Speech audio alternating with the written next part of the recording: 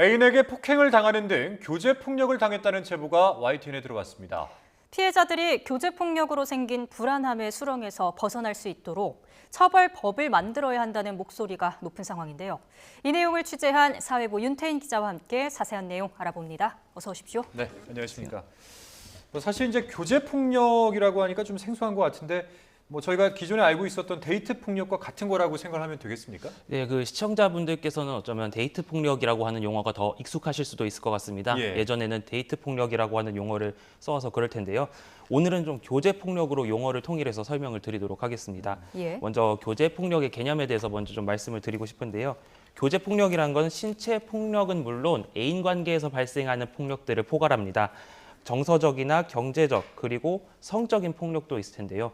애인을 통제하려는 행위도 교제 폭력에 해당하고 또 교제 중일 당시뿐만 아니라 이별 후에도 발생하는 폭력도 교제 폭력에 해당합니다. 예. 이런 정의를 먼저 말씀드리는 이유가 있는데요. 연인 사이에서 그 신체적 폭행과 상해가 있어야만 교제 폭력이라고 생각하는 경우가 있기 때문입니다. 교제 폭력에는 신체에 국한된 폭력이 아니라는 걸 꼭 말씀드리고 싶습니다. 또 연인 사이에서 발생하는 일이기 때문에 예. 또 제3자는 물론 피해 당사자도 그냥 단순한 사랑 싸움이라고 생각해서 자신이 폭력을 당한다는 걸 인지하지 못하는 경우도 있긴 합니다. 예. 관련해서 전문가 말 설명 들어보겠습니다. 예. 모르는 사이면은 뭐 그냥 나 때리면 바로 신고하고 거기서 이제 끝이 나는데 네. 믿었던 사람 신뢰관계인으로부터 폭력을 당하는 거라서 그리고 이 폭력 자체가 좀 길게 이어지는 특징이 있단 말이에요. 네, 친밀 관계에서의 폭력인 만큼 사각지대에 놓여 있는 이 교제 폭력. 윤 기자가 실제로 이 피해자를 만나봤다면서요. 네, 그 서울에 있는 한 대학교를 다니는 20대 초반의 여성 A 씨를 만나서 이야기를 들어봤습니다. 예. A 씨는 지난해에 같은 동아리에서 활동하는 부원과 교제하다가 연애를 하다가 결별을 통보를 했는데요. 가해자는 A 씨에게 자해를 해서 응급실에 왔다. 혹은 뛰어내리려던 거 다른 친구들이 막았다. 이런 말들로 재결합을 요구했습니다. 예. 이런 말에 A 씨는 불안함도 느끼고 죄책감 같은 것도 느끼면서 그런 걸 느꼈다고 저희 취재진들한테 이제 설명을 했는데요. 예. 어떻게 보면 가해자가 A 씨에게 정서적 폭력을 행사했다고 볼 수가 있는 거죠. 결국 여기에 못 이긴 A 씨가 가해자와 재결합했지만 다른 폭력이 더 이뤄졌습니다. 그 내용 어떤 내용인지 들어보시겠습니다. 원래 전 남자친구랑 술을 같이 마시기로 했는데 제가 컨디션도 안 좋고 이미 술도 많이 마셨다 보니까 술 거의 안 먹었어요. 왜 자기 앞에서는 같이 마셔주지 않느냐, 너는 벌을 받아야 돼, 이렇게 얘기를 하면서 자기 엄지손가락으로 제 목을 이렇게 쪼르더라고요. A 씨에 대한 신체적 폭력은 여기서 끝이 난 게 아닙니다. 앞서 말씀드렸던 것처럼 A 씨와 가해자는 같은 동아리를 하고 있었는데요. 예. 이 일이 있고 나서 이틀 뒤에 함께 활동하는 동아리 MT에서 A 씨가 가해자에게 다시 결별을 통보했습니다. 이날 있었던 내용도 한번 들어보시겠습니다.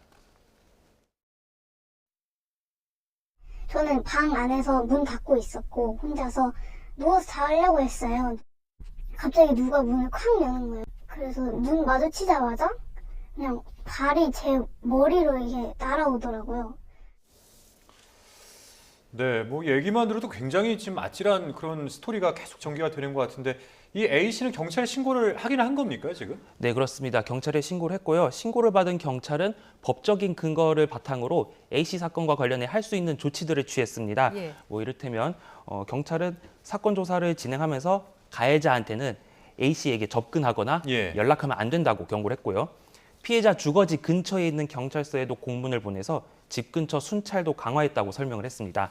하지만 가해자는 이런 조치에도 아랑곳하지 않고 범행을 이어갔는데요. 어떤 내용인지 들어보시겠습니다.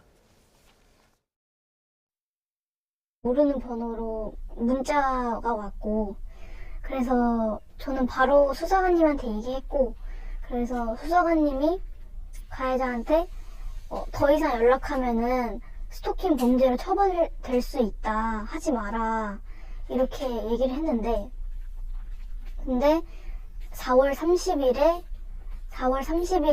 5월 1일에 걸쳐서 66통 정도 부재중 전화가 와 있더라고요. 네, 전화 수십 통이 걸려온 이후에 경찰도 A씨에 대한 스토킹 범죄가 일어났다고 판단했습니다. 그래서 경찰은 3개월 동안 접근 및 연락 금지 명령을 신청해서 조치가 이루어졌고요. 예. 결국 가해자도 폭행과 상해, 모욕과 스토킹 처벌법 위반 혐의로 재판에 넘겨졌습니다. 지금 가해자도 기소가 됐고 접근과 연락도 3개월 금지하는 명령이 내려졌으면 사실 피해자 A씨 입장에서는 불안하긴 하지만 그래도 한시름 낫다 이런 생각이 들 것 같긴 하거든요. 예, A씨 사건에서 제가 좀 전에 3개월 접근 및 연락 금지 조치 그런 명령이 내려졌다라고 말씀을 드렸는데 예. 이 명령이 어제부로 끝났습니다. 어제요. 예, 어제요. 그래서 A씨는 가해자가 본인 집 주소도 얼추 알고 있으니까 찾아올지도 모른다 이런 점에서 무섭다는 말도 했는데요. 예. 저희 취재진이 또 만난 또 다른 교제폭력 피해자는 가해자가 징역 15년형을 선고받았습니다. 그런데 이분 같은 경우에는 언젠가 15년 뒤가 올 것이고 자신에게 안갚음하러 올지도 모른다는 불안함이 있었습니다. 그 내용 직접 들어보시겠습니다. 예. 네. 내가 법이 무섭고 그런 게 무서웠을 것 같으면 지금 찾아왔을까? 나는 법당이 무섭지 않아 이러더라고요. 네, 가해자가 재판에 넘겨져도 또 실형을 선고받아도 피해자들은 여전히 불안함을 호소하고 있습니다. 그러니까요. 피해자들의 불안이 정말 끝나지 않은 것 같은 그런 생각이 드는데, 그럼 아예 이제 처음부터 이 교제폭력 피해자가 경찰에 신고할 그때부터 이 가해자 접근과 연락을 차단하는 그런 방법들을 쓰면 안 되는 겁니까? 여기에 조금 문제가 있습니다. 그 법적인 근거가 없어서 수사기관도 말씀해 주신 그런 선제적인 조치를 하기가 조금 어렵습니다. 먼저 현행법에서는 교제폭력에 대한 처벌을 다루는 법이 없는 상황입니다. 없다고요? 예, 예. 제가 교제폭력의 정의를 제일 먼저 말씀드렸던 이유도 여기 있는데요. 신체적 폭행 같은 게 이뤄지면 폭행이나 상해, 폭행치상 같은 형법으로 다루게 됩니다. 예. 그리고 전화를 계속 걸거나 아니면 찾아오거나 하는 행위에 대해서는 스토킹 처벌법으로 처벌하는데요. 예. 접근을 제한하거나 전자통신으로 연락을 제한하는 명령이 내려지는 경우는 형사상에선 가정폭력과 스토킹 범죄 외에는 전무합니다. 교제폭력의 다양한 형태 중에서도 스토킹과 같은 형태의 범죄가 나타나야만 수사기관에서도 접근 금지 명령을 내릴 수가 있다는 근거가 생기는 거죠.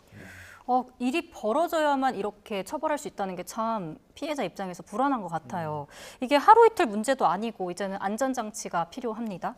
교제폭력 처벌법을 새로 제정하거나 아니면 개선하려는 움직임은 없습니까? 개선의 노력 당연히 있었습니다. 예. 어떤 노력이 있었냐면 저희 취재진이 좀 파악한 것만 봤을 때 교제폭력과 관련해서 지난 19대에서 21대 국회까지 법안이 8건이 발의됐습니다. 예. 구체적인 이름은 다 다르긴 하지만 교제폭력을 다루는 법이라는 것은 바로 보이긴 하는데요. 하지만 모두 국회 임기 만료로 폐기가 된 상황입니다.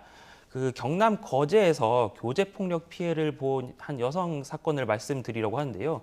이분은 경찰에 신고만 11번을 했지만 피해자가 모두 처벌을 원하지 않는다는 의사를 밝혔습니다. 그래서 이분은 전 남자친구에게 폭행을 당했고 병원 치료를 받다가 이제 끝내 숨지셨는데 예. 국회에서는 교제폭력 처벌법 입법을 청원하는 기자회견이 있었습니다. 당시 유가족 발언 들어보시겠습니다. 21대 국회에서 교제폭력 처벌법을 통과시켰더라면 지금 내 딸은 제 옆에 있지 않았을까요? 사람 목숨보다 귀한 것은 저는 이 세상에 없다고 봅니다. 하루빨리 이 법안을 통과시켜 주셨으면 좋겠습니다. 이 피해자 유족도 입법 청원을 했었군요. 그러면 이제 법은 어떤 내용으로 마련해야 한다라고 하고 있습니까? 예, 그동안 좀 국회의원들도 발의했던 내용이 다 비슷하긴 합니다. 애인 사이가 어찌 보면 좀 벗어나기 좀 쉽지 않은 그런 가까운 관계이기 때문에 폭력이 지속될 경우 보복이 두려워서 처벌 의사를 밝히지 못하는 경우가 많습니다. 예. 제가 좀 전에 말씀드렸던 경남 거제 교제폭력 사건이 이런 경우라고 볼 수가 있는데요. 그래서 교제폭력에 대해서는 반의사 불벌죄 적용을 배제해야 한다는 목소리가 있습니다. 22대, 그러니까 이번 국회에서는 여야 모두 교제폭력 처벌법 통과에 대해서 큰 이견이 없는 상황인데요. 예. 여야에서 나온 관련 발언 한번 들어보시겠습니다. 이 같은 원인 등으로 관련 범죄가 끊이지 않고 있으며 교제폭력의 기준과 이러한 범죄의 특수성에 기반한 절차 특례 그리고 피해자 보호 등을 정하는 법 체계 마련의 필요성이 계속 제기돼 왔습니다. 더는 친밀한 관계에 의한 폭력을 개인의 문제가 아닌 사회적 문제로 인식해야 하며 폭력 행위를 방지하고 피해자 보호를 위한 제도적 개선이 서둘러 이루어져야 합니다. 긴급보호나 분리조치 같은 적극적인 대응을 법에 명시를 해서 예. 그래서 경찰 같은 수사기관도 좀 법적 근거에 따라서 더 기민하게 대응할 수 있도록 교제 폭력을 일반적인 범죄보다 더 예민하게 다뤄야 한다는 그런 목소리가 나오기도 합니다. 네, 법의 미미함으로 교제 폭력이 생겼을 때 빠르고 적절하게 대응하지 못한다라는 점, 그리고 이런 점 때문에 피해자들은 계속 불안해한다라는 그런 이야기 들어봤습니다. 지금까지 사회부 윤태인 기자와 짚어봤습니다. 오늘 말씀 고맙습니다.